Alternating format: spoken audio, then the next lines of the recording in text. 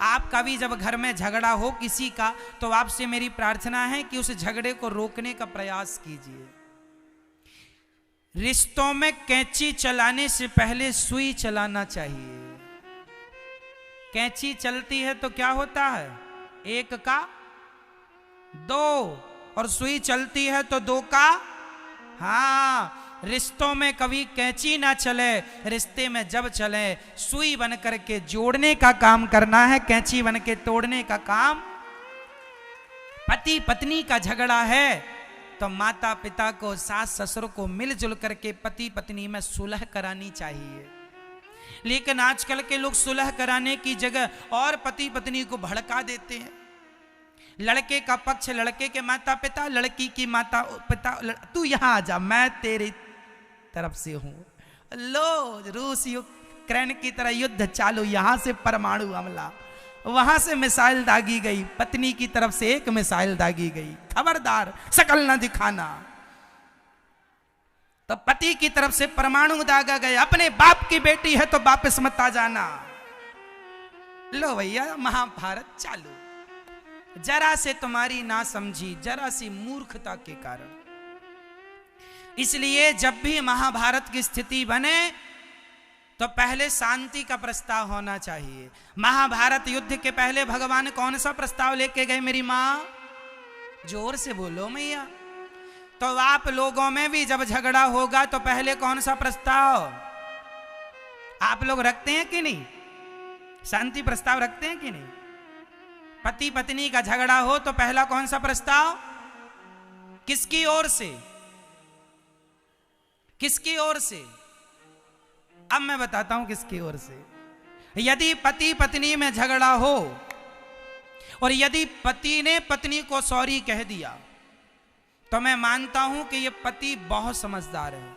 और पत्नी ने सॉरी कह दिया पहला, जो पहला सॉरी कहेगा, जो अपनी गलती स्वीकार करके और उस गलती को भूल जाए, अरे गलती नहीं है तो भी तुम्हारी पति पत्नी है, काहे झगड़ा कर रहे हो, जो आदमी पहला सॉरी बोलेगा वही उस घर में सबसे बड़ा समझदार माना जाएगा, और जो बाद में सॉरी बोलेगा वो उस घर में सबसे बड़ा मूर्ख है। अब बताओ, लड़ना झगड़ना अच्छा है कि शांति के प्रस्ताव से जीवन भर रहना अच्छा है? बोलो क्या सही है? छोटी छोटी अकड़, छोटा छोटा अहंकार लिए आदमी लड़ता रहता है। पति पत्नी के झगड़ों में महीना बीत जाता है जबकि कोई बात नहीं है।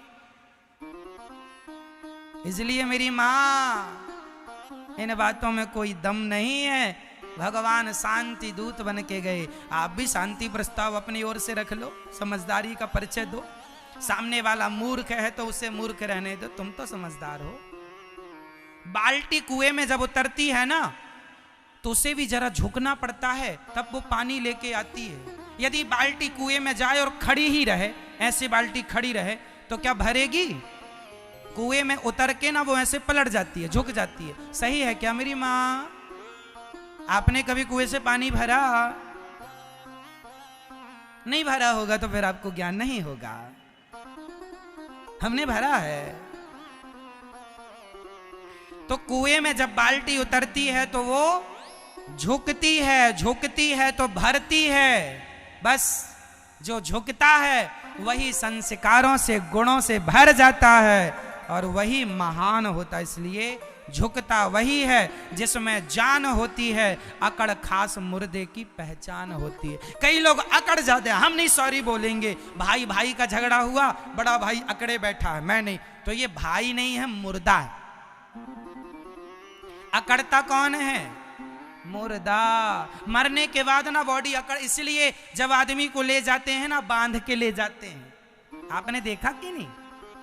अर्थी को बांध के ले जाते हैं मैया, और कस के बांधते हैं, 2-3 गांठ खोले ना, उठ के भाग ना जाए, है ना मैया? आपके यहां बांध के ले जाते हैं कि नहीं? हमारे यहां तो कस के बांधते हैं, थोड़ा बहुत प्राण बचे हो तो निकल ही जाए।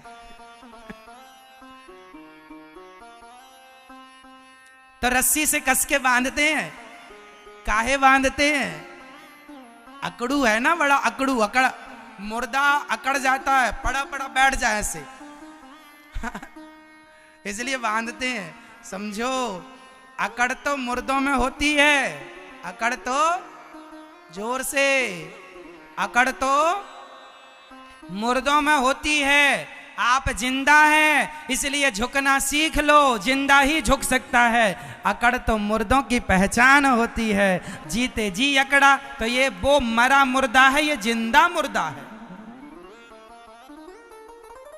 इसलिए अकड़ नहीं।